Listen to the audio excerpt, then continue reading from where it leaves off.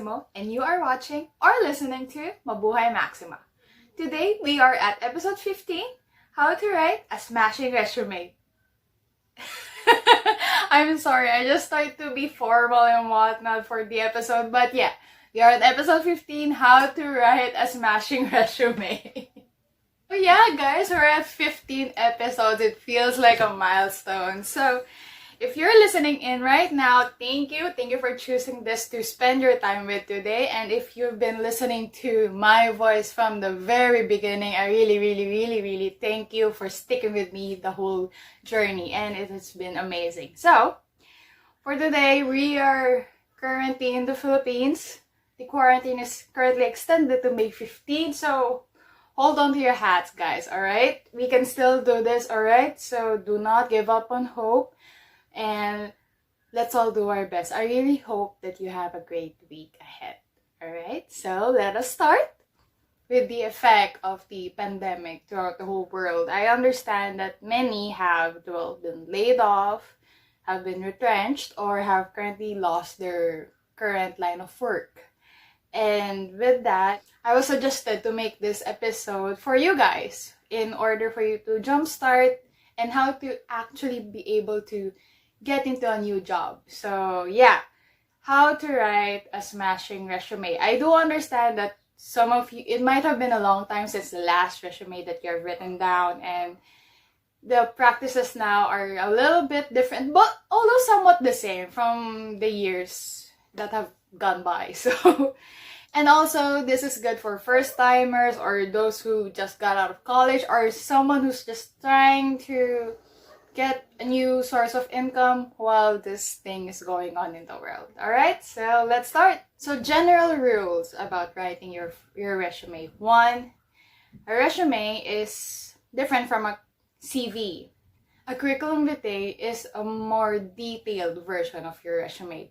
Like, it could extend to as much pages as you need because it will be there in complete detail, your achievements, your accomplishments, your experience, your professional profile, and everything. So it's like the story of your life written professionally.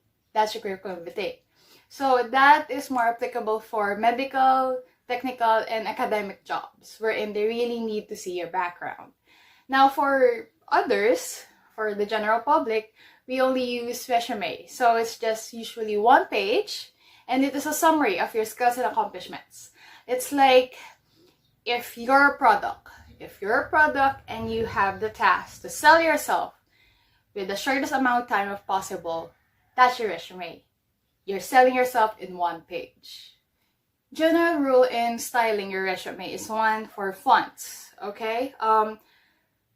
You may mix and match, but only in the same font family. The most that you can do in font styling is different font styles in terms of bold and italic.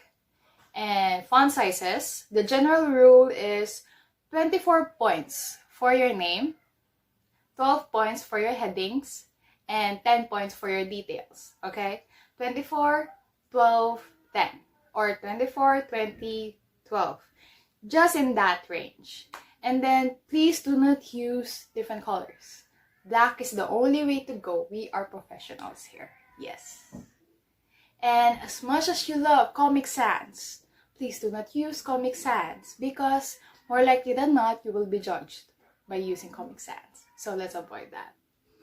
And for the sections of your resume, it will be nice to add little line breaks. Like line breaks along the different sections, like to separate your work summary from your educational background and all the other stuff, so that it will be nice and neat and coherent and easy to read. Okay, first, your name, okay? Your name should be complete. If you have 5 names in your name, then you have to put all 5 names.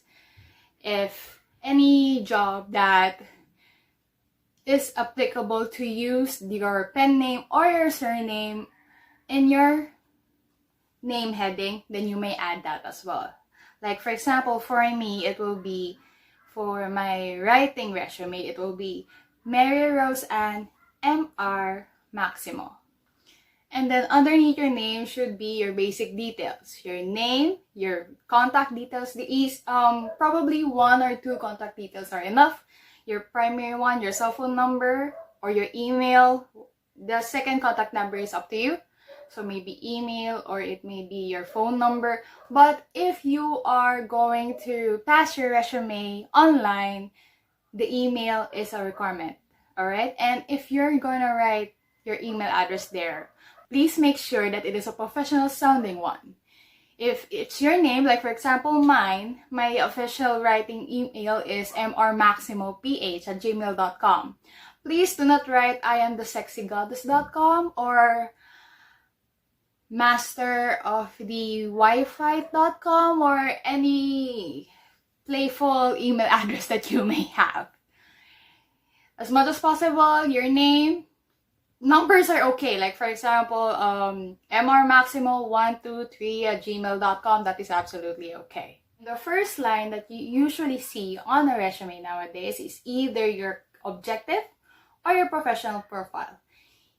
It's 1 or 2. You cannot do both. Alright? So, the objective.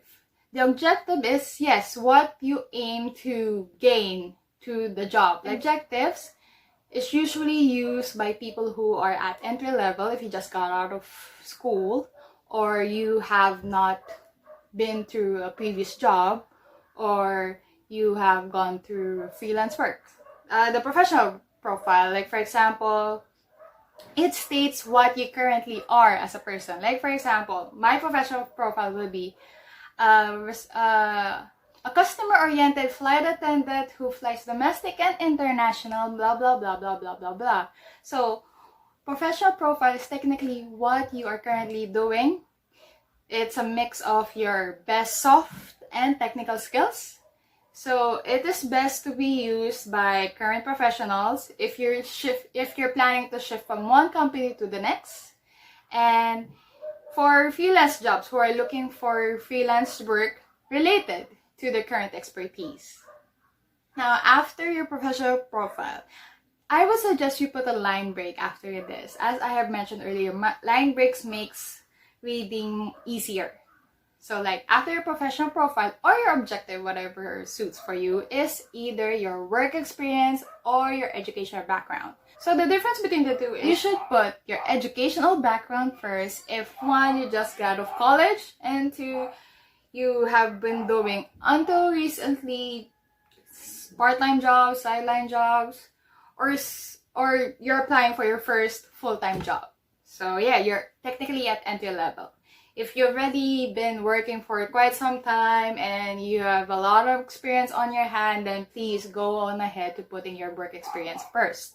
So let's start with your educational background for my entry-level listeners. So basically, what you will do in your educational background is state your highest educational attainment. If you're applying for a professional job, like for example, being a nurse, being a doctor, being an accountant, any job that requires a certain degree, please put the course that you have studied first. So let's, for example, Bachelor of Science in Accountancy. Please put that first, then the school, alright? Then the year that you will graduate or the year that you have graduated. Either or. Another option would be you put the school first. It is for business and operational roles, customer service roles. Any role that were in your course is not a specific requirement for that job. For me, Assumption College, San Lorenzo Village, Makati. And underneath that will be Bachelor of Science in Business Administration, major in Marketing Management, in the year that I have graduated, which is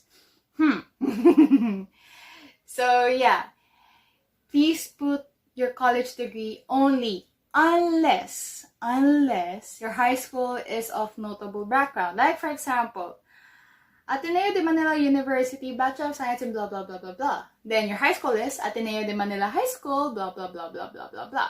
Right? There you go. And it will also be really recommended that if you have any awards or achievements during the time that you were studying in college or in high school, please put it already right there. Like, depends on the hierarchy of the importance of the 3 things: your course, your school, and your educational attainment. Like for example, it will be, for example, for me, although I'm not, I wish I am. Assumption College, San Lorenzo Village, Makati. Summa cum laude. Bachelor of Science in Business Administration, major in Marketing Management. Take note, I am not a summa cum laude. I wish I am, but I'm not, okay?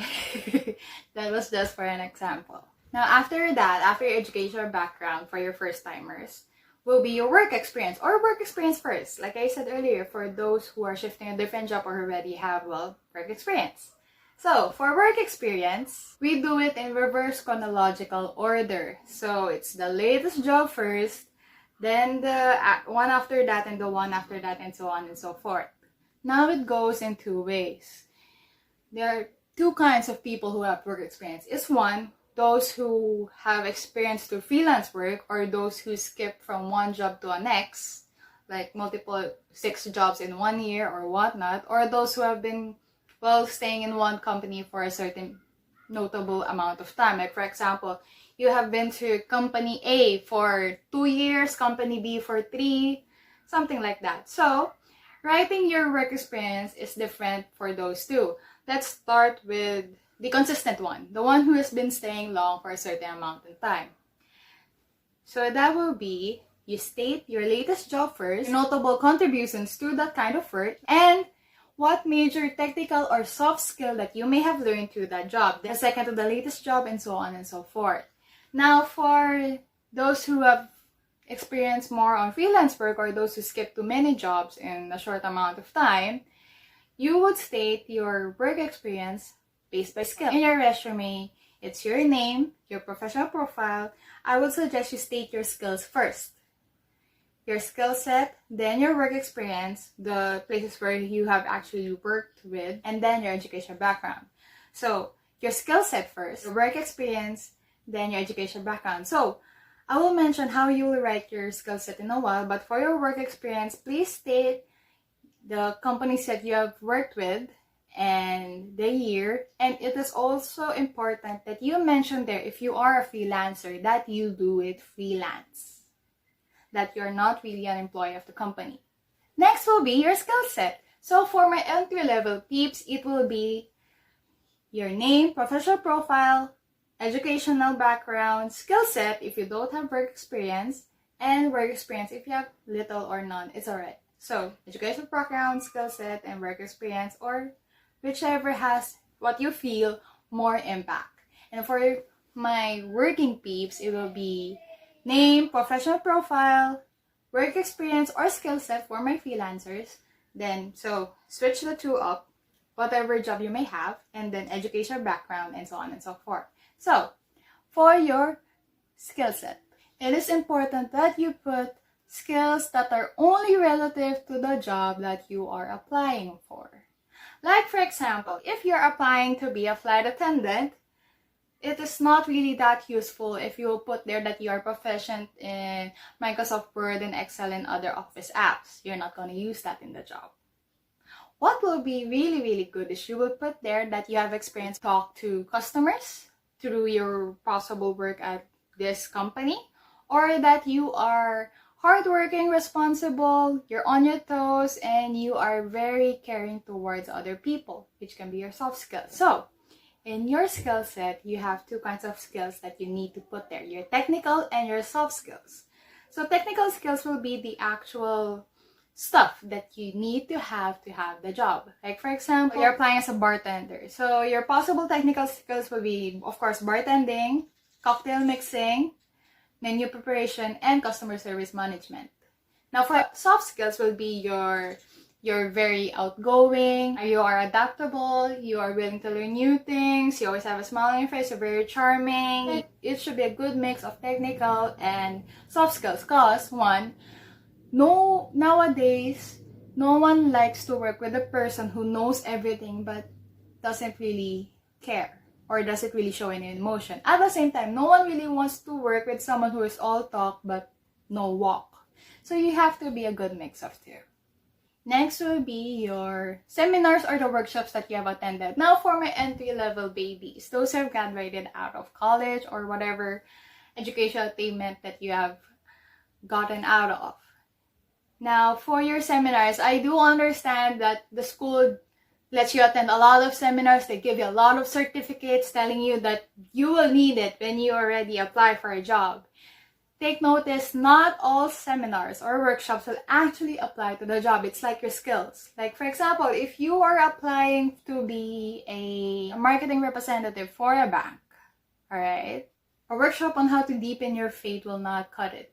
A workshop on the conservation of the environment will not really work out unless you're applying for a green marketing representative.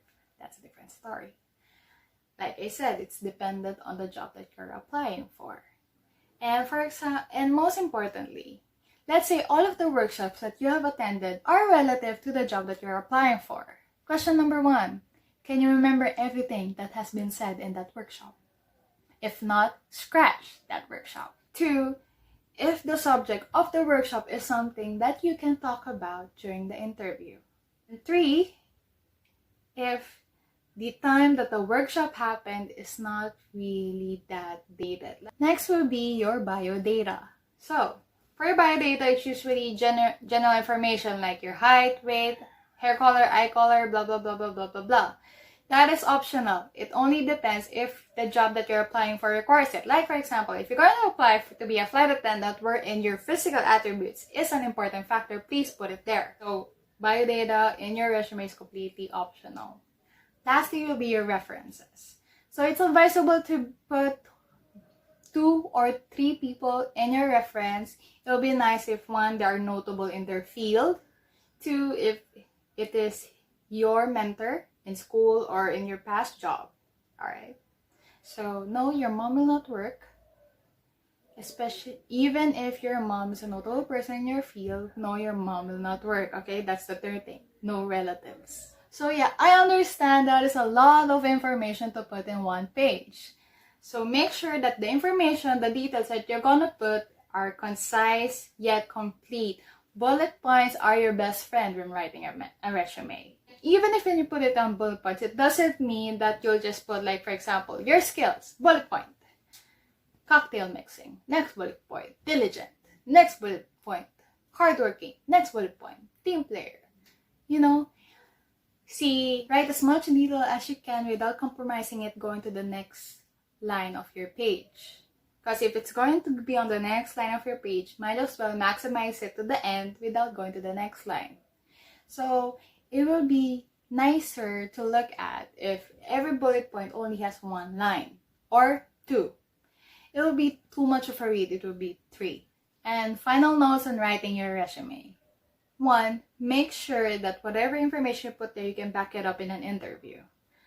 And 2, make sure that it will be a really, really great plus point if your resume is catered to the company and to the job that you're applying for, so that it's really nice because the company will have that thinking that, oh, this person really wants to apply for my job. I am the choice, not the option. It really shows your determination and your willingness to work for the company. And yeah, I mean, as an HR personnel, I'd rather work with you than someone who thinks of me as a second choice or something. You know, it's like in a relationship. You'd rather be the girlfriend, not a girlfriend, you know. I feel that I've covered most of the stuff that you need to write a resume. Alright? I hope this helps you very much. And if you have any concerns or you have any more questions after writing down your resume, you may send it to me through my website, Facebook, or Instagram. It's alright. It will be, my handles are Facebook or Instagram.com/mabuhaymaxima, or you may email me at hello@mabuhaymaxima.com. Alright? And send it over there. Send it over there. I'll check it out for you. I'll give you some notes on how to improve or let you know that it's already a smashing resume. Alright, please don't be shy, alright? If you need any help in writing your resume, just let me know. And yeah, thank you for watching. It's been a very technical episode for me. And I hope you learned something somehow. And again, if you're watching on YouTube right now, please like and subscribe. If you are listening on your favorite podcast channel, I would love to hear your voice.